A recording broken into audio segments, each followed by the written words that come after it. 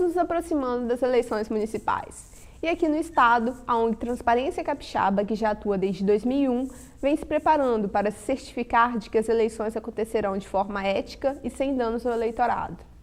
Na tentativa de combater a corrupção e o mau uso do dinheiro público, a Transparência Capixaba criou várias formas de fiscalizar os diversos segmentos da política.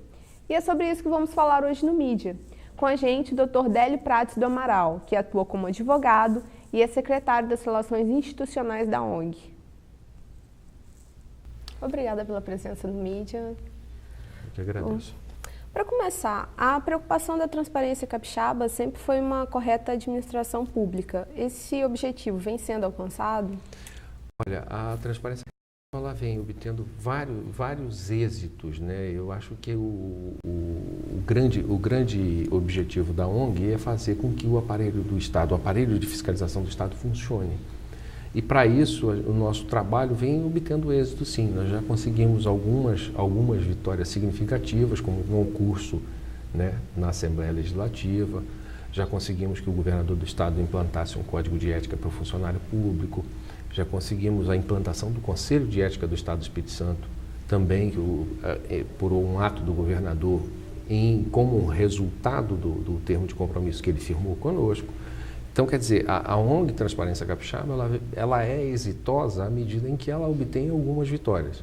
Mas é uma luta árdua de progresso muito lento, porque nós dependemos fundamentalmente de conscientização da população para que a população exerça a cidadania e cobre do poder público, que o poder público exerça o seu papel de poder público, né? É muito simples, é uma coisa que se todas as coisas do Estado funcionarem a contento, nós perdemos a razão de existir.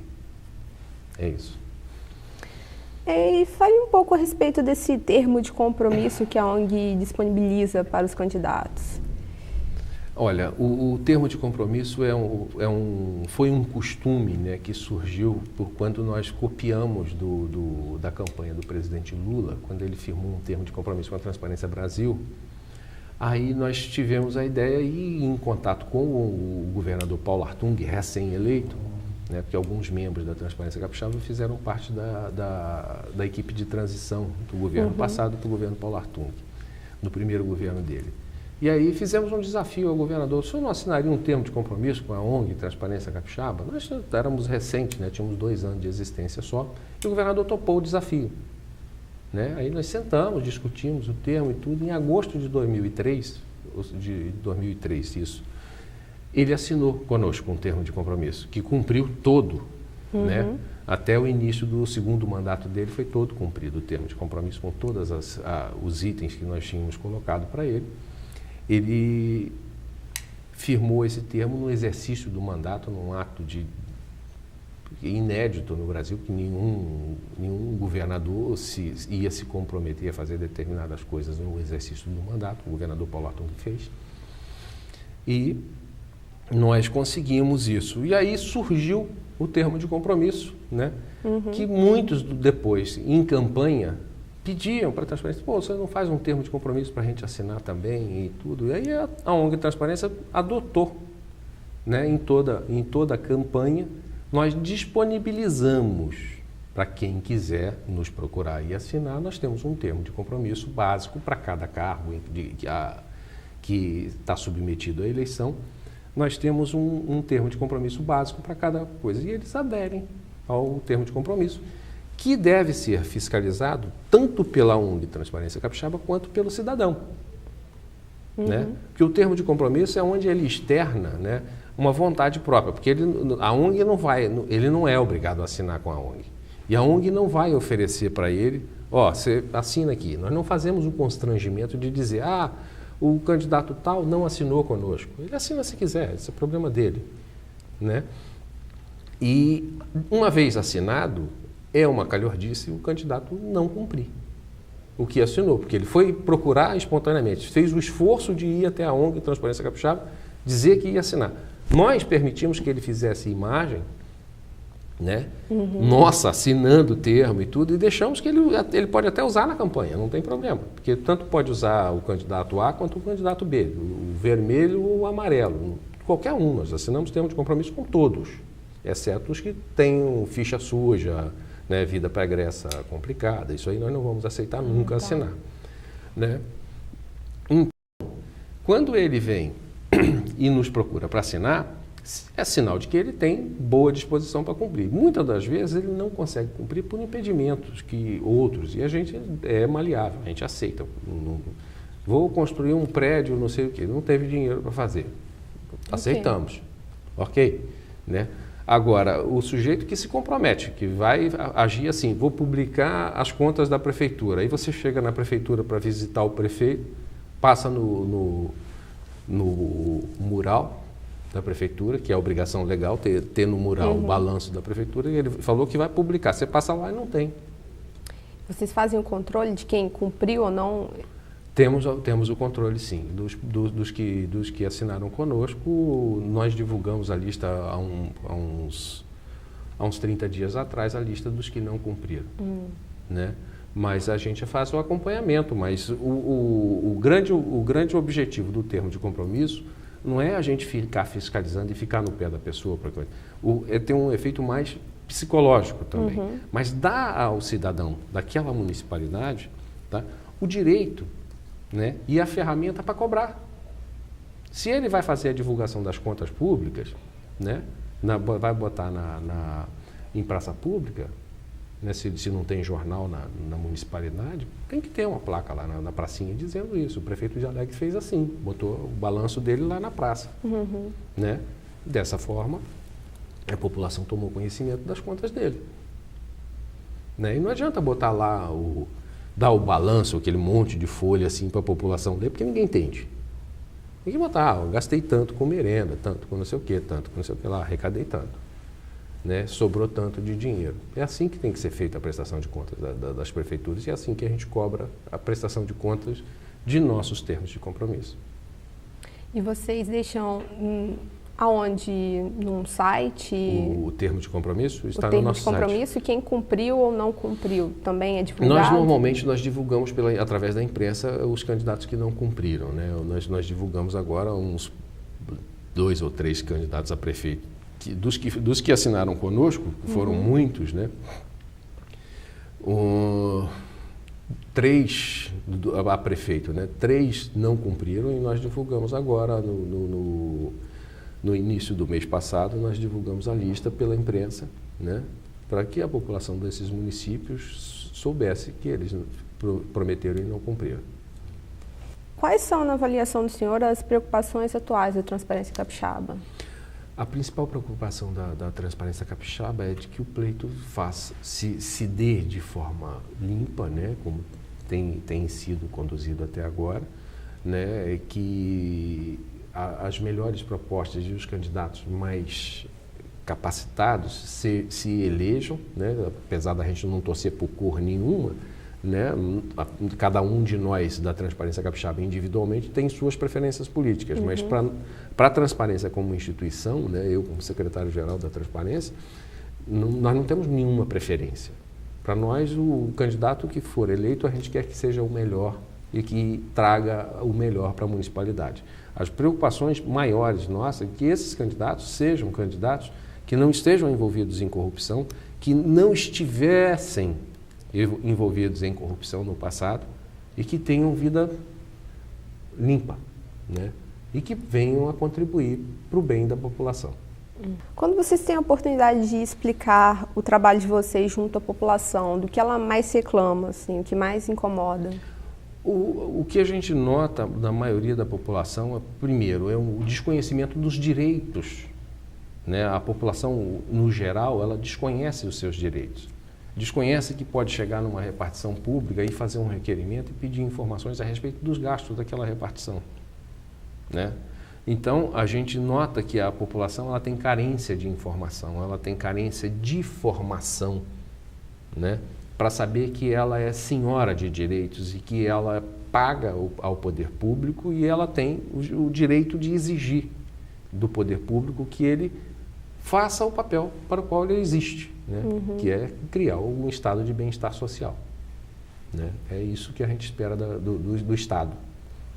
E os políticos, eles se interessam pelo trabalho de vocês? Quer dizer, eles entram em contato para saber quais são as principais insatisfações da população?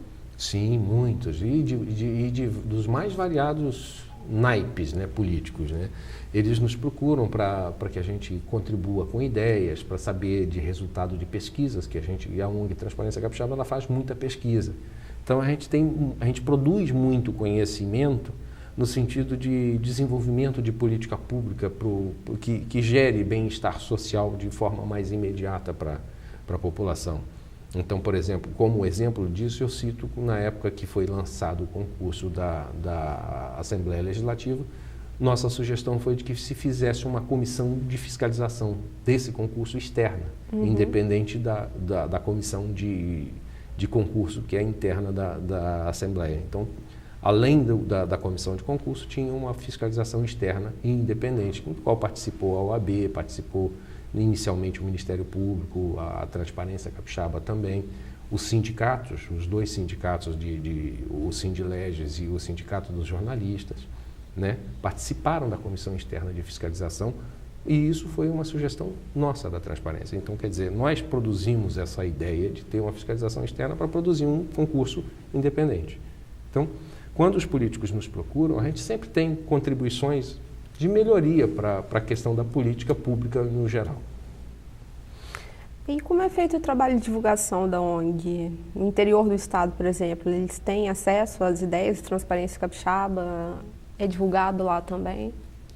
E eu acho curioso que às vezes a gente consegue uma penetração até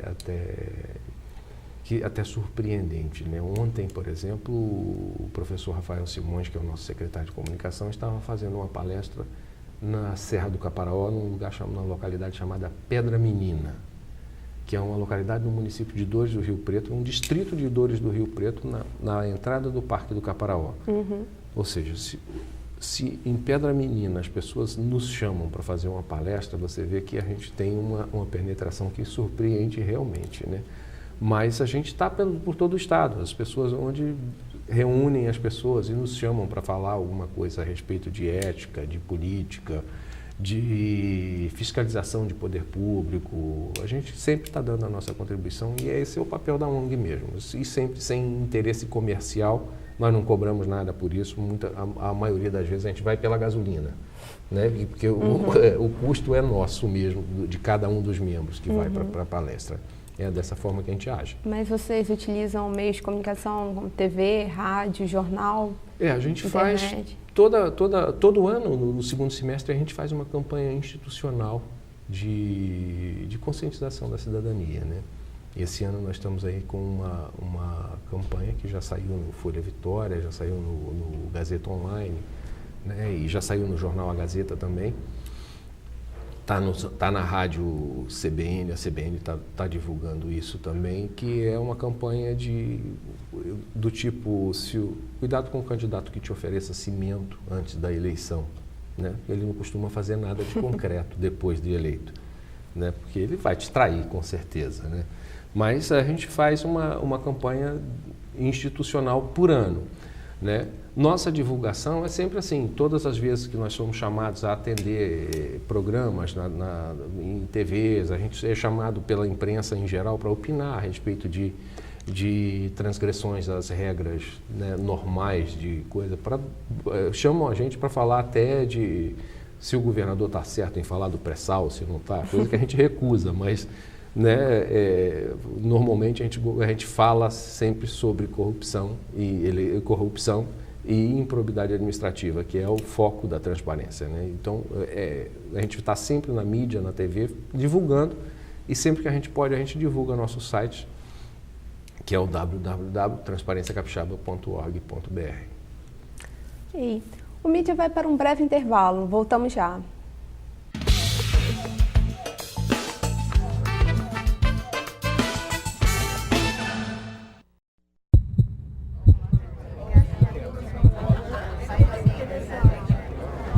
A vida é um hospital onde quase tudo falta.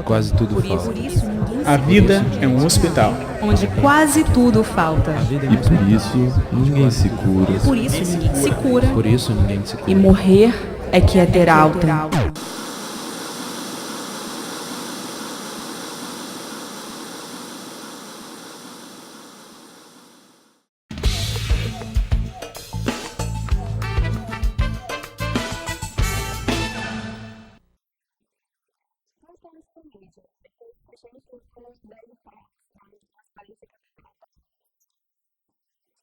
Quantos afiliados da ONG possui?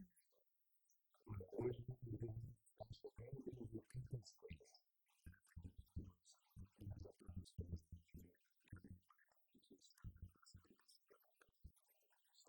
E quando faz uma questão voluntária? As pessoas entram no site,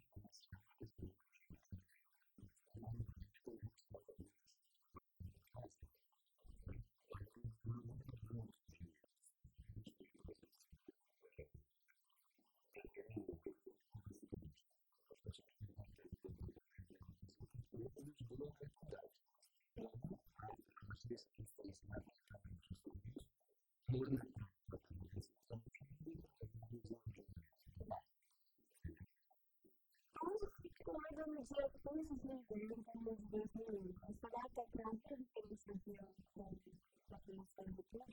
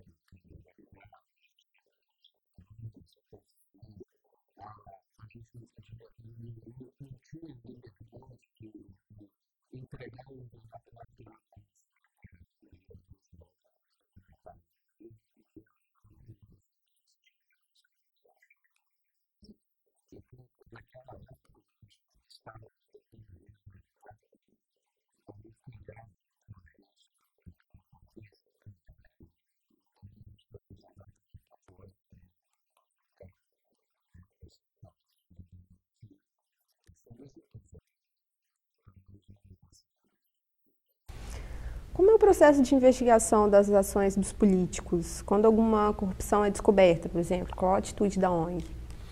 Olha, normalmente as pessoas sempre confundem, né? Acham que a ONG Transparência Capixaba ela recebe denúncia, ela processa denúncia. Não. Normalmente, se um membro da ONG Transparência Capixaba souber, né, tiver prova de algum ato corrupto de um político, esse membro, até por uma questão de princípio da ONG, ele vai sentar no Ministério Público e vai formular a denúncia, tá? E a ONG vai apoiar esse membro para que a denúncia seja apurada e, se houver culpa, que a pessoa seja punida.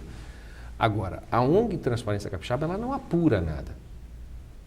Ela não processa denúncia, ela não recebe denúncia do cidadão. O que nós fazemos, no máximo, quando um cidadão nos procura, que às vezes ele está desesperado e não sabe como fazer, é a gente orientar a forma como ele vai acessar o Ministério Público, a forma como ele vai acessar a polícia, quando é o caso, né? Então, nós vamos dar essas ferramentas, porque a ONG Transparência Capixaba ela não tem poder de polícia e não pretende substituir o aparelho do Estado que já existe para fazer essa fiscalização. Então, quando a gente toma conhecimento dessas coisas, a gente normalmente encaminha as pessoas aos órgãos, né, do Estado que estão aí para isso, para fazer a fiscalização. O Tribunal de Contas, Ministério Público, Polícia, né, Assembleia Legislativa, Câmaras de Vereadores, né, todo mundo. E a população, ela participa da ONG? Ela pode fazer denúncias, por exemplo? Existe um e-mail ou telefone que ela pode ligar? Olha, o nosso telefone, infelizmente a nossa ONG ela não tem estrutura, né? Nós temos um telefone, temos uma sede, um telefone está sempre à disposição, mas só que dificilmente tem gente lá para atender o telefone, porque nós não temos dinheiro para pagar um funcionário, né? O e-mail é transparenciacapixaba@transparenciacapixaba.org.br. né? Esse e-mail ele é respondido, só que nós não, repito, não recebemos denúncia, né? O que nós fazemos é indicar a forma do cidadão ir atrás do Ministério Público, da polícia, do órgão competente para processar aquela denúncia que por acaso ele tenha, né, para que ele faça a denúncia. E aí a gente vai se comprometer a acompanhar para ele, né? Mas nós não recebemos a denúncia porque nós não somos polícia, não temos o poder de polícia, né? Então a gente não pode receber a denúncia para processar pelo cidadão. Como o senhor analisa o horário eleitoral gratuito? Assim, ele muitas vezes é o único meio da população se inteirar das propostas do candidato, no entanto, fica latente o desinteresse público pelo programa. Ao que se deve isso? Eu defendo o seguinte, eu acho que o eleitor ele tem que tomar o cuidado de não votar em candidato que ele não conhece. E aí eu explico o que é candidato que não conhece. Não que eu vá, todos os candidatos que estão aí postos, né, ele tem que conhecer e passar na rua, ser chamado pelo nome. Conhecer no sentido de saber de onde veio, qual é a vida pregressa dele, o que fez da vida, né? É pai de família, vive bem com a família, é bom pai, é bom filho, né? Ele vive com urbanidade no meio em que ele vive, é bom vizinho, né? Isso é importante para formar o conhecimento. As propostas deles, tá? Nenhum candidato vai estar no horário eleitoral gratuito dizendo que vai roubar. Claro. Né? Nenhum candidato que está no horário eleitoral gratuito vai dizer que é ladrão. Nenhum candidato está ali dizendo que é desonesto. Todos são os mais honestos possíveis, todos vão fazer um monte de coisa, né? Todos têm propostas. As propostas estão postas ali. A gente precisa conhecer a origem desses candidatos e saber de onde ele veio, buscar conhecer os candidatos melhor, para saber o seguinte, da capacidade deles de cumprir a palavra deles, né? Para depois não dizer, não, político. E outra, nós temos que tomar o cuidado de vigiar o candidato que nós votamos. Porque depois de eleito, ele tem a obrigação de fazer o que ele prometeu, né? E se nós não conhecemos o candidato, ele vai lá, promete, e depois nunca mais volta. Eu outro dia vi uma senhora em Viana, né, dizendo que o político teve lá, que prometeu calçar a rua dela, tinha tipo uma avó soroca, né, no meio da rua que não consegue passar um carro. Aí ela falou, não, o político esteve aqui e disse que ia asfaltar a minha rua e até hoje nada, não voltou, ele vai voltar agora durante a campanha. E aí perguntaram para ela, e qual é o nome desse político? Ela não lembra. Não lembra. Muita gente Ela não lembra nem nele quem e não vota. lembra. Ela votou nele e não lembra. E muitos são assim, muitos dão voto por conta de fazer boca de urna. Eu acho que o sujeito que está trabalhando na boca de urna, ele tem o dever de trair. Se ele não acredita naquele candidato, traia o seu candidato, vota no outro. Trabalha, ganha seu dinheiro, ganha comida, mas vota num que ele acha que seja o melhor. Né? Mas vote sempre no candidato que você acha que seja o melhor. Porque se você olha para o horário eleitoral gratuito, ali todo mundo é bom. Como é que a gente faz a seleção? Precisa selecionar como? Conhecendo ele. De onde que esse sujeito veio? O que ele faz da vida? Tem candidato, a gente olha para o horário eleitoral, é curioso. Tem candidato que não é nada. É ex-lixeiro, ex-boqueiro, ex-não sei o quê, ex-não sei o que lá, ex-não sei o que lá. Sim, e ele é o quê? Né? Tem outro que é um engraçado, mas não sei o que, tudo, mas eu fico esperando ele não dar um sorriso. Mas, então, quer dizer, é incrível, mas tem um candidato que promete segurança 24 horas, né? Botar a coisa. Eu espero que ele vá para a porta do meu prédio, né? E fique lá 24 horas por dia, porque o vereador não pode mexer em segurança. O vereador pode. As funções do vereador, e isso o eleitorado precisa prestar atenção. Ocupação de solo urbano. Pode construir prédio na frente da praia de 50 andares? Isso o vereador opina. Né? E nisso, muitas das vezes, os corruptos vendem a mexida na lei e recebem rios de dinheiro e o vereador tira o pé do lodo numa brincadeira dessa. Então, se ele não for sério, ele não faz uma lei de ocupação de solo urbano decente. O vereador fiscaliza o prefeito. Então a gente precisa começar a suspeitar de vereador muito alinhado com o prefeito, porque aí eles juntam a fome com a vontade de comer e começam a não fazer nada e a gastar o dinheiro público ao léu. E o vereador ajuda no orçamento. Essas são as 3 funções básicas de um vereador. Então, um vereador que promete fazer, vou lutar pela segurança pública, vai lutar, vai botar um fuzil nas costas e aí vai cometer uma ilegalidade. Andar armado é proibido para o cidadão, né? Então, mesmo para um vereador. Então, ele vai botar um fuzil nas costas e vai ficar na porta da minha casa 24 horas vigiando. Eu não acredito num sujeito desse. Porque eu vou mudar, acabar com a taxa de marinha. Isso é competência federal, não tem nada a ver com o município. O município é outra história, né? A gente precisa prestar atenção de que o vereador precisa prometer coisas que ele possa fazer, coisas factíveis, né? Coisas que estão na competência dele.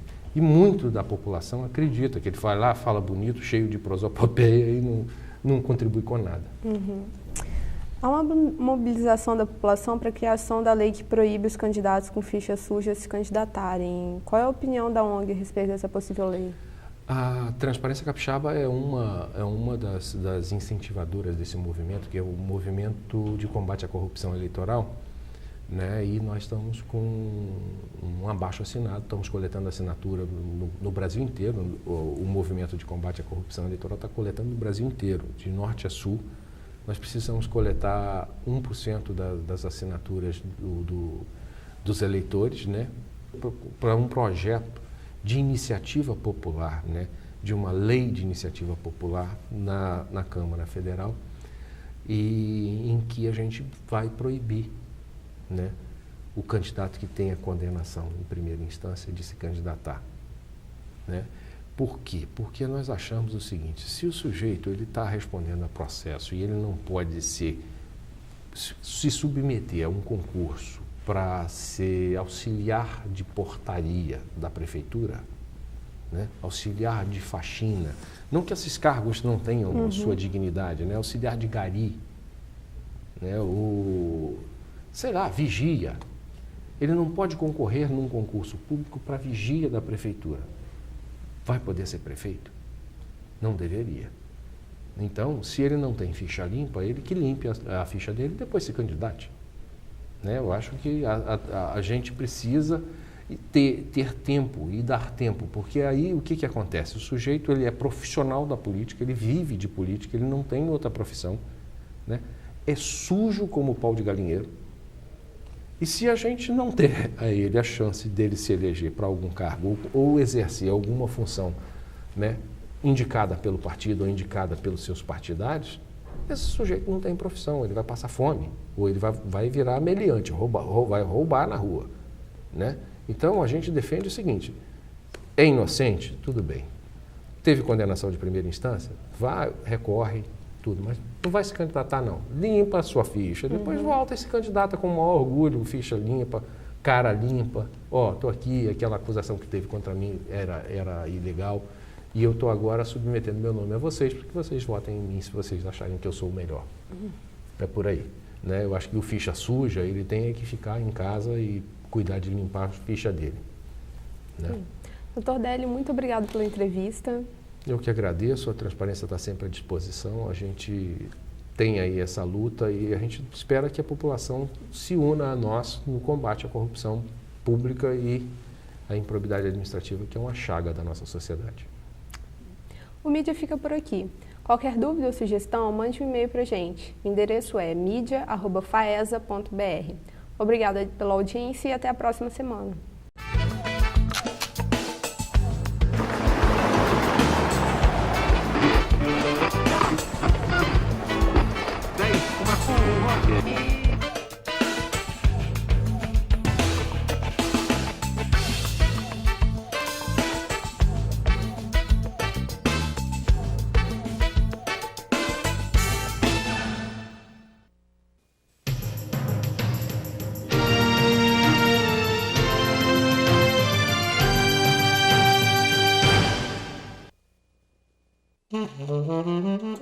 Música